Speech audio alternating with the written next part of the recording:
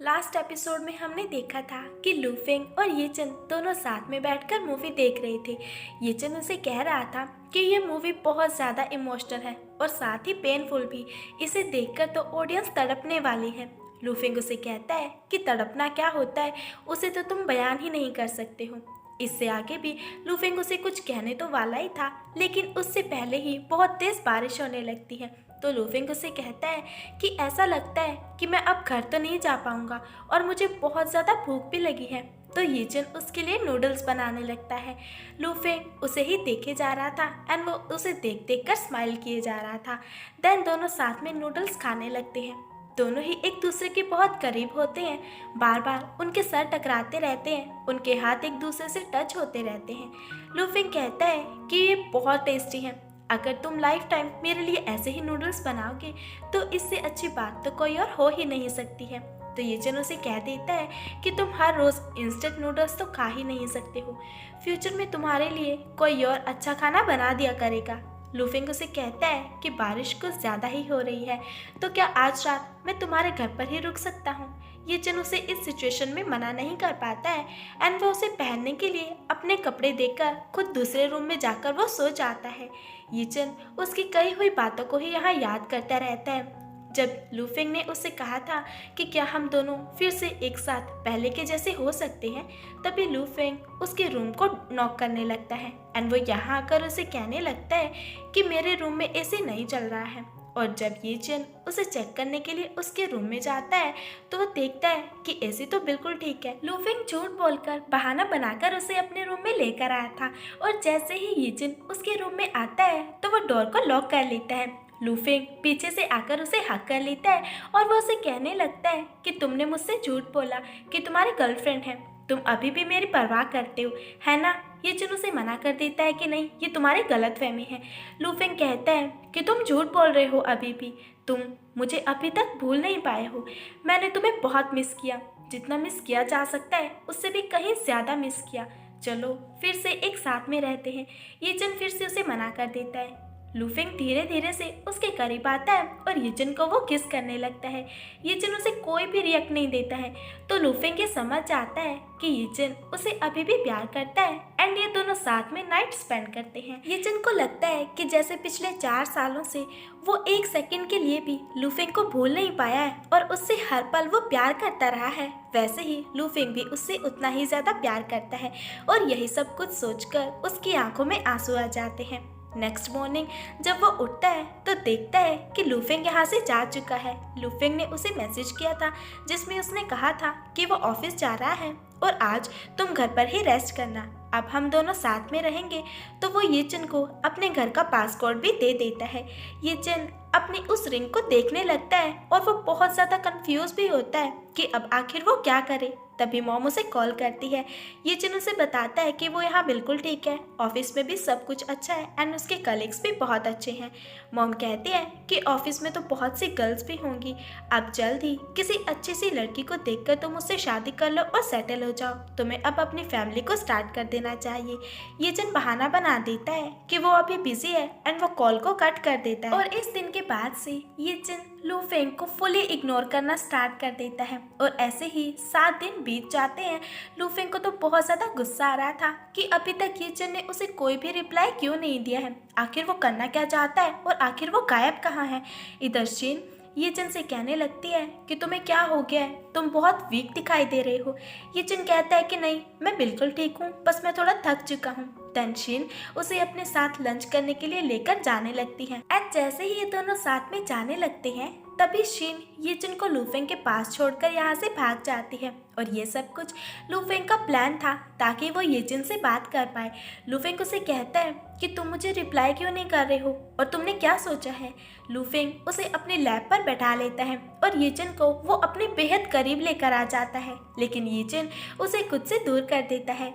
लूफेंग कहता है कि तुम ऐसा इसलिए कर रहे हो क्योंकि तुम मेरे साथ नहीं रहना चाहते हो। येचन उसे कहता है कि नहीं, ऐसी बात नहीं है, तुम मुझ पर इतना प्रेशर मत डालो।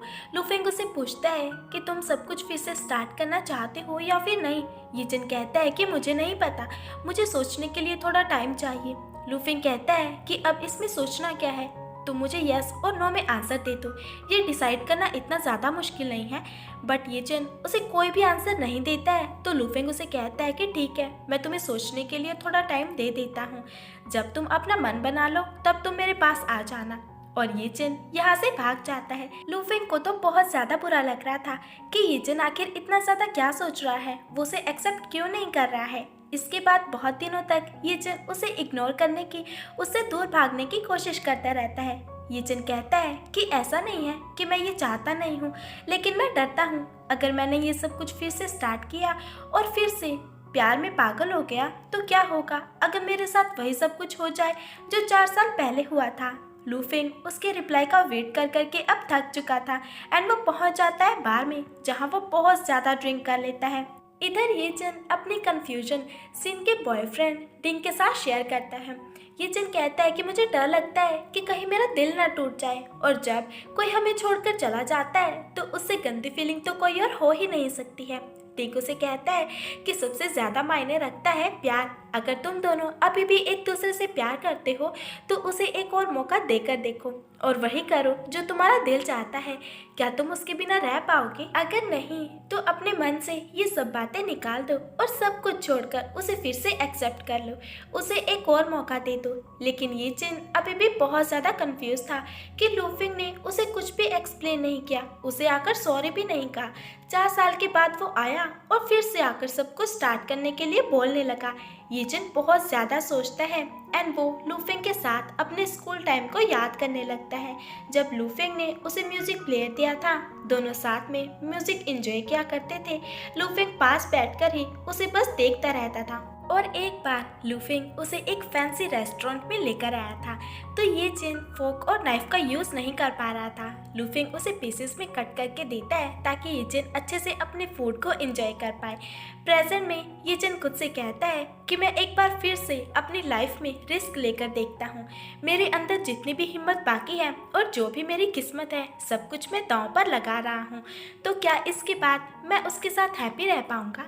ये चिन फिर से उस रिंग को पहन लेता है और लूफिंग के साथ वो सब कुछ फिर से स्टार्ट करने का डिसाइड कर लेता है। भागकर खुश होते हुए वो लूफिंग के घर पर आ जाता है और यहाँ वो लूफिंग को और लड़के के करीब देखता है और ये देखकर तो वो एकदम से पागल ही हो जाता है।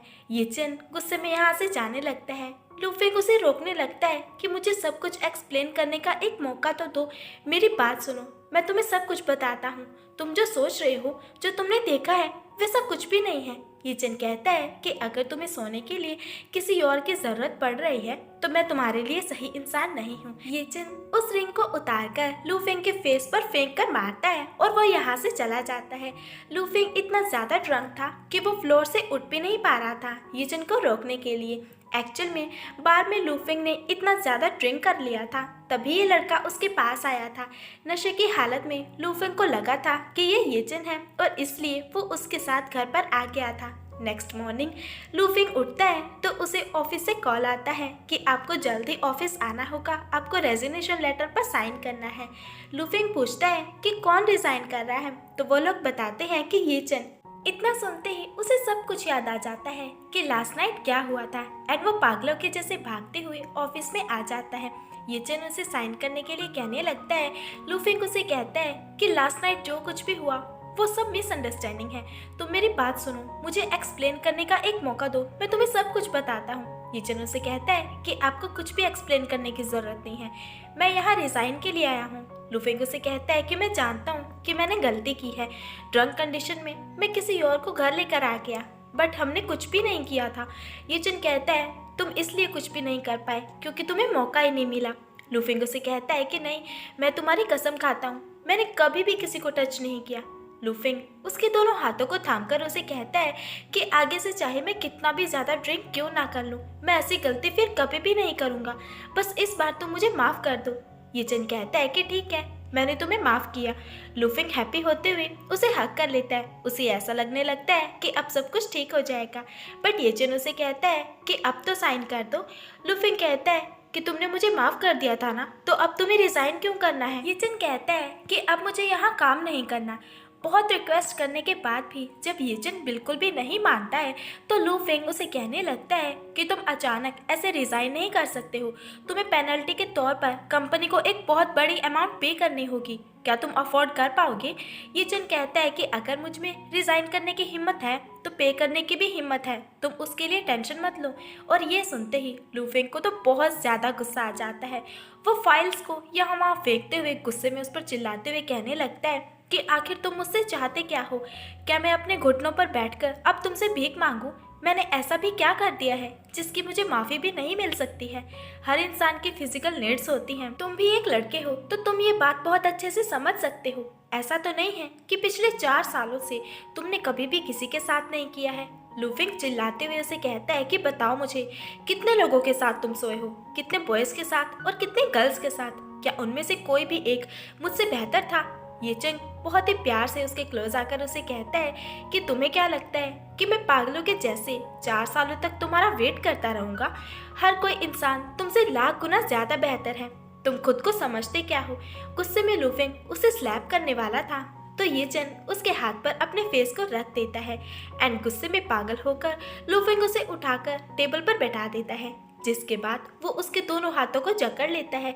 येचन चिल्लाता रहता है कि छोड़ो मुझे, तुम जानवर हो, तुम मेरे साथ ऐसा नहीं कर सकते, मैं लाइफ टाइम तुमसे नफरत करता रहूंगा। लू फेंग कहता है कि करो जो भी तुम्हें करना है एंड फोर्सफुली वो उसके क्लोथ्स को रिमूव करता है और इंटीमेट होता है एंड ये इस एपिसोड का सबसे सैड सीन होता है। इसके बाद लू फेंग को किसी इम्पोर्टेंट काम की वजह से जाना पड़ता है तो वो येचन से कहने लगता है कि मैं जल्दी वापस आ जाऊंगा, तुम मेरा वेट करना और कहीं मत जाना। एंड वो येचन को इस कंडीशन में छोड़कर यहाँ से चला जाता है और जब वो लौटकर वापस आता है तो येचन यहाँ से जा चुका था। इस इंसिडेंट के बाद येचन पूरी तरह से टूट गया था और लू फेंग ने पागलपन की हर लिमिट को क्रॉस कर दिया था। येचन ने लास्ट टाइम जो लू फेंग पे भरोसा किया था वो भरोसा भी अब खत्म हो गया था। लू फेंग उसे कॉल करता रहता है, उसके घर जाता है और यहाँ वहाँ वो उसे ढूंढने लगता है। येचन उसे कहीं भी नहीं मिलता है तो लू फेंग येचन के भाई का पता लगाने के लिए कहता है क्योंकि वो जानता है कि येचन अपने भाई के पास ही गया होगा। इधर येचन अपने टूटे हुए दिल के साथ चेंग के पास आ जाता है। चेंग उसे देखकर इतना तो समझ ही जाता है कि उसके ब्रदर के साथ कुछ तो बहुत बुरा हुआ है। शिन इन दोनों के लिए खाना बनाता है, उसे कुछ काम होता है तो वो यहाँ से चला जाता है। कुछ टाइम के बाद लू फेंग यहाँ आ जाता है। येचन जाकर एक रूम में छुप जाता है और चेंग उसे अंदर आने से रोकता रहता है, लेकिन लू फेंग गुस्से में अंदर आ जाता है और वह जोर जोर से येचन को पुकारने लगता है। चेंग उसे कहता है कि तुम्हारी प्रॉब्लम क्या है और तुम मेरे घर में ऐसे कैसे आ सकते हो? लू फेंग उसे पूछता है कि कहाँ है तुम्हारा भाई? चेंग कहता है कि ब्रदर अब कोई बच्चे नहीं है, वो कहीं भी जा सकते हैं, उन्हें कहीं भी जाने के लिए तुम्हारी परमिशन की जरूरत नहीं है।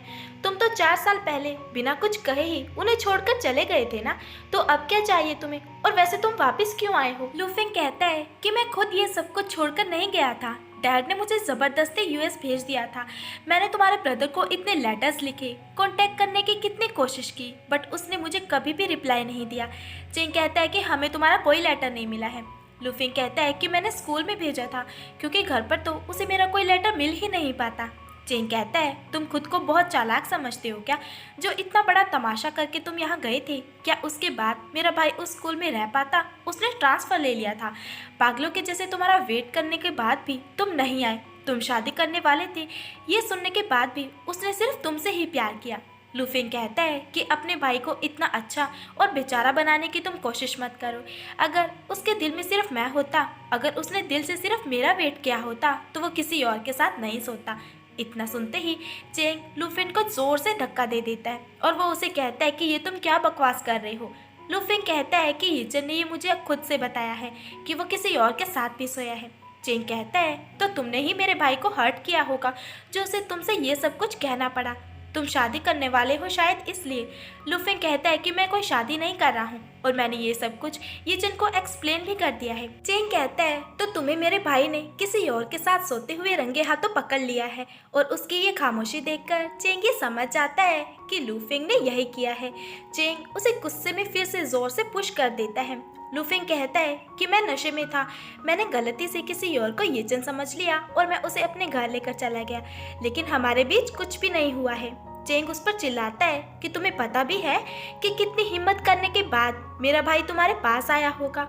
अब क्या तुम उन्हें मार डालना चाहते हो? लूफेंग कहता है कि हाँ, मैं जानता हूँ कि मेरी गलती है, लेकिन वो मुझ पर चिल्लाए, मुझे मारे, जो चाहे वो करे, लेकिन इस तरह मैं उसे खुद से दूर नहीं जाने दूंगा। चेंग को तो उस पर बहुत ज्यादा गुस्सा आ रहा था, इतना कि वो उसे पीट डालना चाहता था। एंड फाइनली ये चिन रूम से बाहर आ जाता है। लूफेंग उसे सब कुछ बताने लगता है कि मुझे यहाँ से यूएस भेज दिया गया था।